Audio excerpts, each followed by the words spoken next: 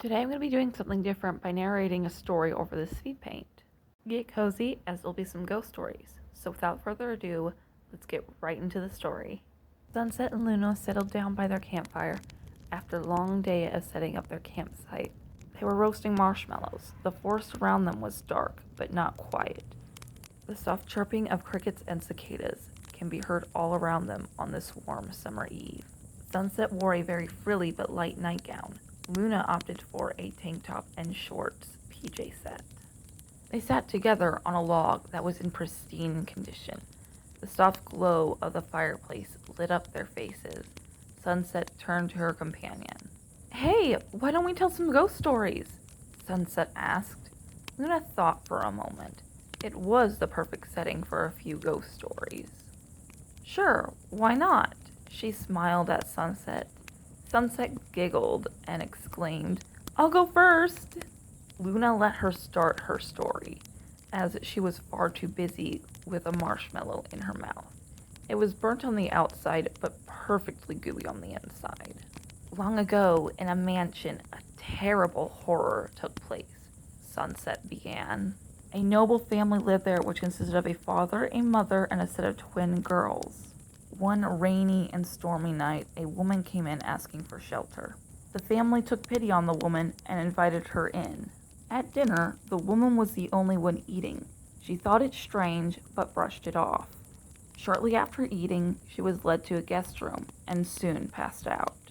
When she woke up, she was in the daughter's room and unable to move. She found she was turned into a living doll!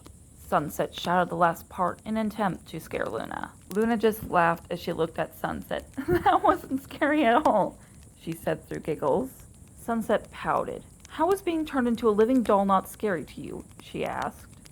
"Because there was no character development, no real build-up, and you didn't even give the woman or the family names," Luna responded. Sunset pouted as she turned to the campfire.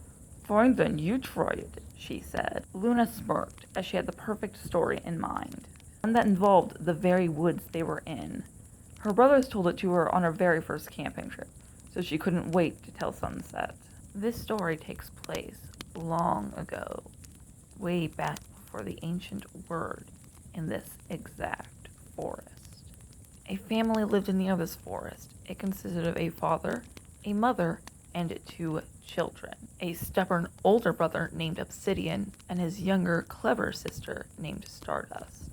They were told to never go into the forest at night by their parents, though they were never told why. Luna paused the story to gauge Sunset's reaction, though found her expression difficult to read. The two siblings were determined to find out what was wrong with the forest, so they planned to sneak out and camp in the woods. After weeks of planning, the two finally enacted their plan. They brought 2 sleeping bags, a tent, and a lantern. After walking a good bit into the forest, they found a clearing and set up their campsite. After a few hours of nothing happening, the 2 siblings went to sleep in their tent, disappointed, leaving the lantern outside. Stardust woke up later and saw a shadow outside her tent. She tried her hardest to wake her brother up, and eventually she was successful, but by the time he awoke, the shadow was gone. "You're seeing things," the brother declared. "I am not! I really did see something!" Stardust exclaimed. "We should go back."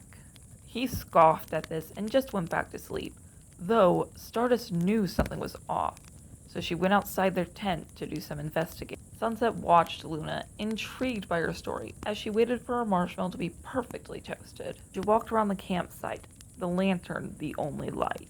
She breathed a sigh of relief when she found nothing, though just as she was about to turn into her tent, the lantern went out. Her heart rate quickened as she frantically looked around, only to see a shadow darker than black, but it seemed to have depth to it. She ran back to the tent to try and wake her brother up, but he absolutely refused like the idiot he was. This left her with no choice, so she ran home and frantically told her parents what happened and what they had done.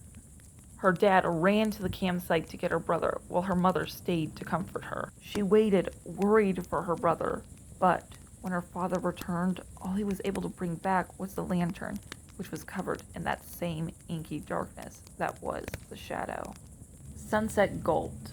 What got him? She asked, unsure if she really wanted to know. No one knows for sure, but it's said if you ever see a shadow, your only hope is the light, Luna replied. Whatever, it's just a story, Sunset exclaimed, finishing her marshmallows. I'm going to bed. Sunset went inside her tent, cursing Luna for scaring her that badly, though eventually she was able to fall asleep. Later, she woke up to a strange noise and saw a shadow outside her tent. She screamed for Luna, dashing outside the tent, worried for her companion, only to find her outside with a puppet. Luna, you jerk! Sunset cried out. I couldn't help it. Your face was priceless, she giggled. I thought something serious happened to you, Sunset shouted, her face red with anger. Luna frowned upon seeing this. I'm sorry, I thought you'd find it funny, she apologized. Well, I didn't, Sunset crossed her arms. Luna sighed, feeling really bad. I'm really sorry, Sunny. Sunset looked down at the shorter girl, who was looking down at her. Sunset let out a soft sigh. I forgive you, Lulu. Now let's go to sleep. Luna nodded in agreement, and the two went into their tent, crawling into their sleeping bags. Good night, Sunny, Luna said. Good night, Lulu, Sunset replied, and the two dozed off to sleep with the stars guiding their dreams. Thanks for watching. Please like, comment, and subscribe. Please check out my social media, Steven's social media, the Gem School Host Club, and my comics. Stay artsy. Bye, guys.